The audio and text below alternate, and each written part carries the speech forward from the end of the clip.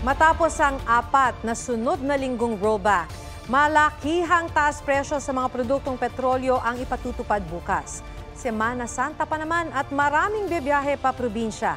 1 peso and 40 centavos ang dagdag sa kada litro ng diesel, mahigit 2 pesos naman sa gasolina at mahigit piso sa kerosene.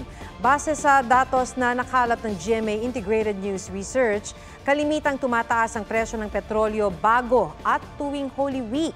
11 beses itong nangyari sa Metro Manila mula 2005 hanggang 2023.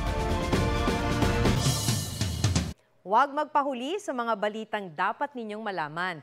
Mag-subscribe sa GMA Integrated News sa YouTube.